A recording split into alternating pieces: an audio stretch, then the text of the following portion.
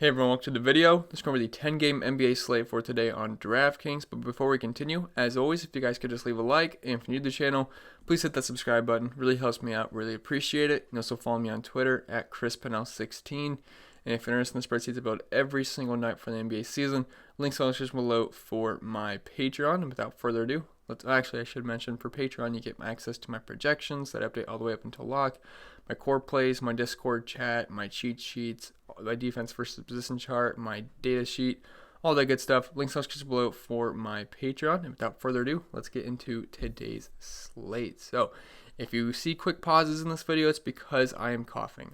I'm getting there. I even shaved today, so we're getting better. I feel better. It's just the coughing now. That's all it is. So hopefully that can go away soon. Hopefully we don't have to take a few pauses here. But anyway, let's get into it. So James Harden, he is up top, and we all locked him in last night. I think he scored 61 points. That's not great, but it's not it's not bad either.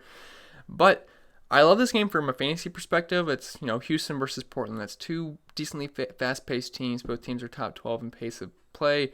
Both are pretty rough on defense. I believe it's a 238 total as of right now. Might creep up to 240 by the time tip-off. I know the Memphis game started out at 238. I believe it ended up getting to 240 right before they tipped off. So definitely going to be a lot of points scored in this game. It's a perfect, I shouldn't say perfect, but it's a near perfect game setup for these two teams. So definitely have a lot of interest in this game. But James Harden with Russell Westbrook being back, I will pass at 12,400. Luka, again, not a lot of interest. I don't see myself paying top dollar for anyone on this slate. Probably going to be more of a mid-range-ish kind of day, if that makes any sense, as of right now. Again, the slate can change, but like if Anthony Davis is out, we could certainly look LeBron's way at 10,400. So he was on his way to actually having a monumental bust game versus Cleveland. I mean, the guy had 3 points at the end of the first, was at 9 points at the end of the second. Ended up balling out like in the fourth quarter for a little bit. Then he exited, I think, with like 5 minutes left in the fourth. But he ended up scoring 31 real life points, which I don't know how he did that. He was having a terrible game, but he saved face a little bit. And the case for LeBron is simple. If AD's out, you can certainly look his way. He has a near 38% usage rate with him off the court, 1.7 points per minute. And at 10,400, that's really not that bad of a price for LeBron. I'd pay $11K for LeBron when AD is out. So I don't see a reason not to like LBJ here at 10,400. And, Orlando's not the best matchup in the world, but I don't really care about matchups when it comes to LeBron. Nikola Jokic, I actually like him quite a bit. He comes in at 10,100. I shouldn't say I like him quite a bit. I like him just as just from a raw points play, because I think he's gonna smash Charlotte. 10,100 is a little bit much to pay for a guy like Jokic, who's been a little bit hit or miss this season. But this matchup, like I said, is fantastic. They are one of the worst teams in the league versus big men. They rank 29th versus centers. And besides a couple bad games recently, Jokic has been playing pretty well. I mean, 51 points, good game versus the Clippers. 43 is not great, but then 55, 72, 35 is rough, 29, 34, he had a little bit of a rough patch there, but before that, he was hot, 65, 45, and if you expanded that, he was having some very good games, triple-doubles. He's a triple-double threat every single night, just like LeBron is, so provides a nice safety net that he does everything in the stat sheet, just not reliant on scoring like LeBron as well. So love the matchup for Jokic here down low. I think he's a pretty strong GPP play. He's at 1.4 points per minute on the season, over a 25% usage rate. I do think he's a pretty strong GPP play on this slate. AD, even if he plays, I'll probably pass, but 10K is I was an enticing play, but it's really not that enticing, to be honest, especially coming back from an injury. So I'll pass on Anthony Davis probably either way. But give me Russell Westbrook here at 9,600. I think I'm going to make him the cover picture of this video. Now, it doesn't mean I absolutely love him. I do think he's one of the best spend-ups on the slate, though. It's not like a cheap price point, because 8,400, that was kind of just a joke price, to be honest. He should be, priced about 90. I think his price every single night should be like anywhere from like 9,200 to 9,800. And a game versus Portland would be one of those games where that would be on the higher spectrum. So I think this is a pretty fair price tag. But I mean, we got a 236, 238. I can't remember off the top of my head total in this game, which is I already know it's going to be the highest on the slate. Both teams are top 12 in pace of play. Both teams are bottom 10 defensively, and there's just a lot of firepower in this game. We got guys like James Harden, Russell Westbrook, Damian Lillard, CJ McCollum, Carmelo Anthony, Hassan Whiteside, Clint Capella. There's a lot of good options in the slate. A lot of good cheap options on this game, and a lot of good cheap options as well. So I am looking forward to it. Should be a good, fun game to watch. It's also being played at 9:30 p.m., so it's a little bit of a late night hammer as well. And so it's definitely going to be fun to watch. And Portland's 24th versus point guards. He's at 1.33 points per minute, 33.5% usage rate while he's on the court. So Russell Westbrook, I do think he's a pretty strong play despite his price coming up a little bit. But I love this game environment. He doesn't break the bank either. If you want to make him your top high-end stud for the night, 9,600, that's really not that bad of a route to go because that doesn't break the bank. Andre Drummond, screw Andre Drummond. I mean, he's screwed us. Was that 2 games in a row now? I think so. Yeah, 1936. Now, I shouldn't say screw him because I actually did play him versus Cleveland. Then he got 62 points, played 49 minutes. But past 2 games, and this was not foul trouble related, 19 minutes and 20. Oh, I'm sorry. He got ejected versus Chicago. But the last game, he played 22 minutes versus New Orleans. And, that's just because Jahlil Okafor was absolutely bullying him down low. They benched him the entire fourth quarter. Okafor just was doing whatever he wanted versus him. So it was pretty embarrassing. They kept him on the bench, and I'm not going to be playing Andre Drummond. I just brought him up just to kind of bash him a little bit. Zach LaVine, he's been playing well, but I'm not going to pay $9,300 for him versus Washington, even though it's a fantastic game setup. Damian Lillard, he comes in at $9K, and I'm going to have to pause for a second. One second.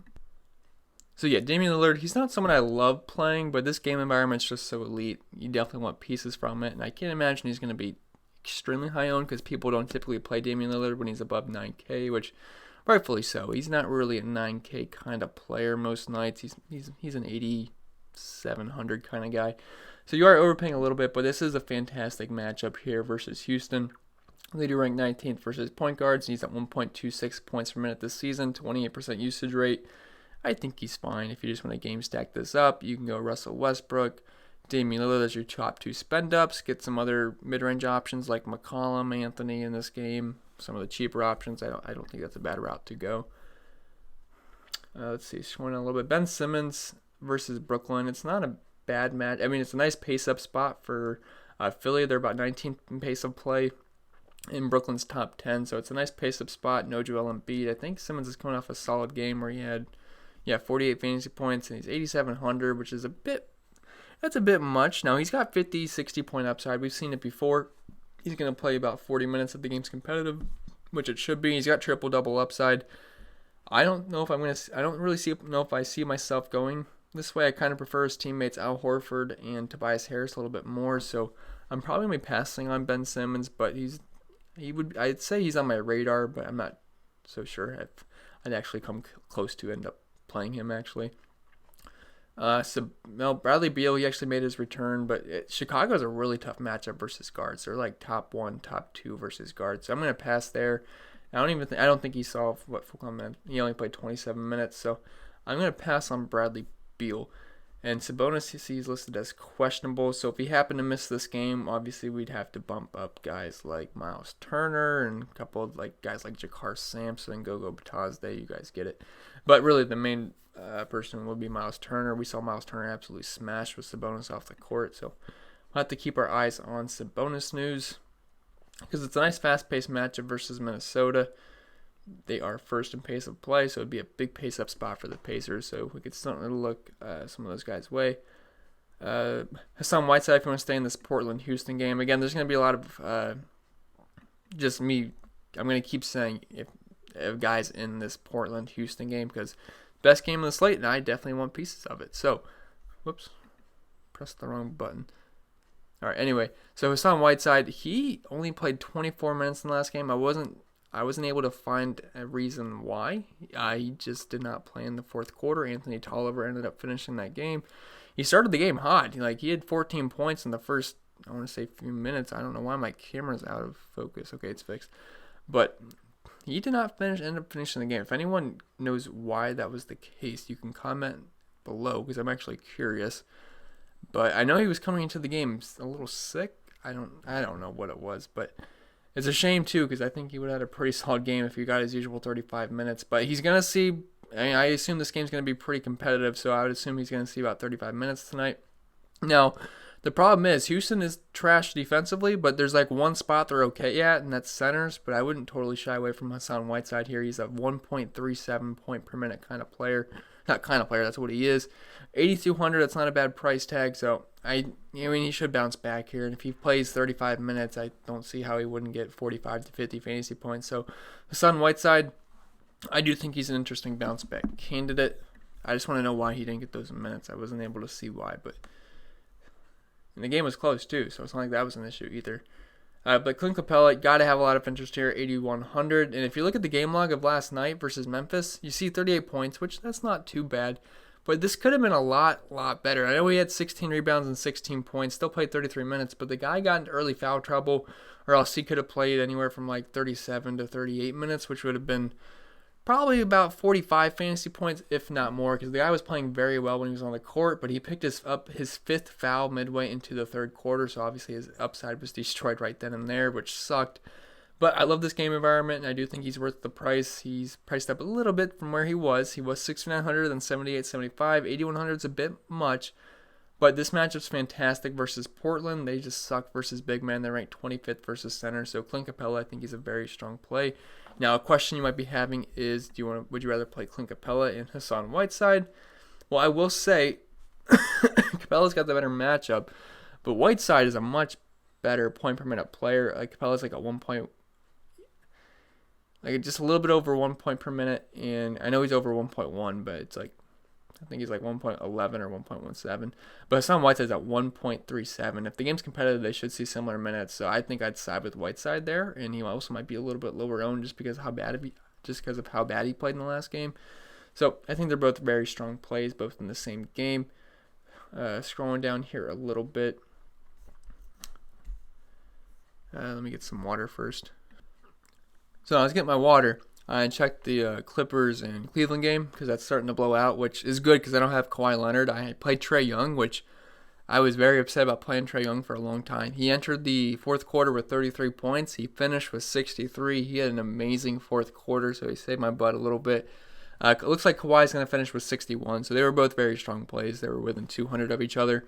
But the thing that sucks is I was in first place, and I had Patrick Beverley, and he was having like the game of his life. He had 33 points in the first half. He got a steal and a rebound, or a steal and an assist in the third quarter, and that was it. And he came out midway through, and it looks like he's not coming back in, so that sucks. I'm in fifth right now.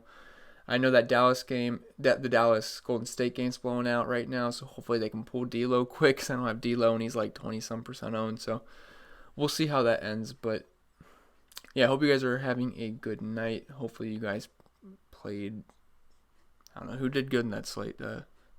I guess Trae Young did good, Kawhi Leonard did good. Hopefully you guys had them, Patrick Beverley, Larry Nance. All the value plays kind of dudded besides Ben McLemore. But Ben McLemore was looking very, very bad. He had 3.25 points entering the second half, I believe, and then he just hit some threes at the end of the game, which was nice. But get a little bit off topic here, so all right, let's just continue with this. I think we're going to talk about Tobias. Yeah, Tobias Harris, he comes in at 6,900. And so with no Embiid, you guys get the drill already. I've been saying for the past few games, you can play Tobias Harris and you can play Al Horford. They're not going to grade out as amazing values, but they're very solid mid-range plays. And if you just look up the definition of scoring 35 points at around 6K on Draftkings, Tobias Harris's picture should just pop right up because that's what he does almost every single night. If you just look at the past four games, 35 points, 36, 33, 33. Let's see if we can extend that. 32. Yeah, he had a couple dud games, but 44, 34, 54. And he's also got upside as well. But, no Joel Embiid, this is pretty much what you're going to get. You're going to get 35 points, maybe a little bit more, probably not any less. And he leads the team in usage with Embiid off the court, nearly 1.2 points per minute. It's a nice pace-up spot, too, versus Brooklyn. They're 6th in pace of play, while Philly is 19th. So this does line up pretty well for Tobias Harris. Definitely think you can go look his way, and I do think he grades out as one of the better mid-range options on this slate. You also look at CJ McCollum. He's got that shiny number 30 right here, so as I could see a lot of casual players just flocking to CJ McCollum because they probably just use this opposing rank thing to pick some players, which not the worst thing you could do in the world. But CJ McCollum, though, 6,800. Price did come up a little bit. He was just kind of laughingly low at 6,100. That price didn't make sense. Ended up having 27 real life points. Had 42 fantasy points. Had a fantastic game. And 1,600 is still not too bad for someone who's going to play like 38 minutes if it's a competitive game, and he's a point per minute guy. So, I mean, he basically how many minutes he plays is pretty much how many fantasy points he scores just on average, to make it simple if you want to think about it that way. But this is an elite matchup, and Houston's 29th versus shooting guards, and he's got a 27% usage rate. So I think I think he can get 35 to 40 points in this game, if not more, if he's hot. So CJ McCollum, like him quite a bit. I think I'd rather play him over Damian Lillard and save about 2,200. Brogdon, he is back. Al Horford, he comes in at 6,700. Like I just said, you can play Tobias Harris, you can play Al Horford with Joel Embiid out. That's just what you can do. And kind of the same thing what I said with Harris. He's going to get you about 35 plus points. That's what he does. Or just right around 35. Past 3 games with no Embiid, 42, 38, 33. That's probably what you're going to get in this game versus Brooklyn. But this is a really good matchup versus Brooklyn. They really suck with big men. And they're ranked 27th versus centers. Al Horford, it wouldn't surprise me if he got 40 plus points, 6,700. And he does a little bit of everything too. He's not just scoring reliant. Tobias Harris is a little bit more scoring reliant. But Al Horford, like, he'll get you 8 rebounds. He'll get you 5 assists, maybe a block or steal mixed in. Pretty much he does that every single game. And it'll get you about like 10 to 15 points. It's just pretty much what he does consistently. So Al Horford and Tobias Harris are very safe mid-range plays on this slate. With Bradley Beal being back, we cannot play the GOAT Jordan McRae, unfortunately. It's a tough matchup versus Chicago, so I probably wouldn't play him anyway. Scrolling down a little bit, Josh Richardson, he gets a boost with Joel Embiid off the court, but 6,400 is a little bit much for me to pay for him, but he's fine just because it's Brooklyn. But I think I guess I want to talk about Melo. I think, what is he, 6,200? Yeah, he's 6,200. So I actually played him in the last game. He did fine. He had 38 fantasy points. Did a little bit of everything. 6 boards, 8 assists. Really high in the assist department. I don't know what was going on there. I don't remember if he had... That's got to be the most he's had all season, 8 assists. That was a little weird. But had 17 points, 38 fantasy points. Pretty darn good day. Now, he was 5,400, and they rose his price to 6,200. That's still not that bad. He's a 0.9 point per minute guy. This is an elite game environment versus Houston. I imagine he's going to put up a lot of shots here. I mean, he's never gonna. You're never gonna have an issue of a lack of shots with Carmelo Anthony. And Houston is 26th versus power forward, so I don't mind Melo if you're just game stacking this up. If you want to play a lot of these mid-range plays in this game, I definitely think that's a solid way to go. So nothing wrong with Melo. And I think we're just going to skip to some of these value plays just because I don't really like anyone in this price range. I was trying to find someone I like, but there just really wasn't anyone I wanted to talk about too much. I don't want this video to be too long, so... I mean, there's someone that probably pop up in my projections, but there's just not really anyone standing out to me too much just off of a first glance. So we'll go with Terrence Ross here. I believe he's 4,400. Yeah, he's 4,400 going up against the Lakers, and I don't really like playing Terrence Ross because he's a little bit scoring dependent. Doesn't really do much else in the stat sheet. He'll throw in a couple of rebounds, but that's pretty much about it. He's also pretty good at steals recently. 4 steals, 3 steals, 3 steals. So if he's going to keep up the steals, by all means go ahead because they are worth 2 points each. So I will take any steal he can get. But with Jonathan Isaac off the court, 0.84 points per minute, about a 23% usage rate. Not a great matchup versus the Lakers, but he guns threes if he's given the opportunity. That's never going to be an issue. He shot 12 threes versus Phoenix, 16 shots versus Phoenix, 10 shots versus Washington, 10 versus Brooklyn. Barely shot the ball in the last game versus Sacramento, but only scored 6 points in that game. But Terrence Ross should see close to 30 minutes. I think he is a safe bet for over 20 fantasy points at 4,400. So if that's your cup of tea, it's not the worst play in the world. You could also look PJ Tucker's way. I believe he is 4,200. So I played him last night. He sucked, 13 points. But if you play PJ Tucker, no, 13 points. Never mind, 13 points versus Memphis. But I feel like they're missing a game. Aren't they missing a game? Maybe not. I don't remember. I feel like they're missing a game. Anyway, Nothing important. Not important, but so when you play PJ Tucker, he's pretty much guaranteed to get you like 10 points, but if you fade him, he'll score 37. That's just how it works. But I don't know how he got 37 points in that one game. That was insane. 17 rebounds. What the heck? How they let PJ Tucker get 17 rebounds? That makes no sense to me. But with Russell Westbrook being back, it kind of hurts all these secondary pieces, but he's okay at 4,200. I mean, he might luck his way into 15 points, but he's going to play huge minutes, but the upside's not there. He is not shooting the ball at all.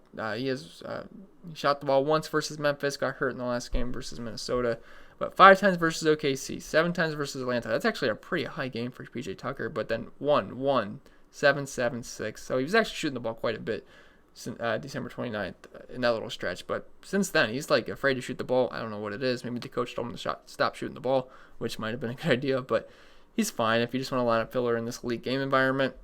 Because a lot of times when there's not these obvious value plays on the slate, my strategy is kind of just to grab a couple like lineup fillers from the best game of the slate, and that's what, PJ Tucker would fit that category. Daniel House, you could also look at his teammate. I don't end up, at 6 points versus Memphis. You really can't play Daniel House. He also lost his starting job to Ben McLemore, who I think is a better play anyway. So probably not going to look Daniel House's way.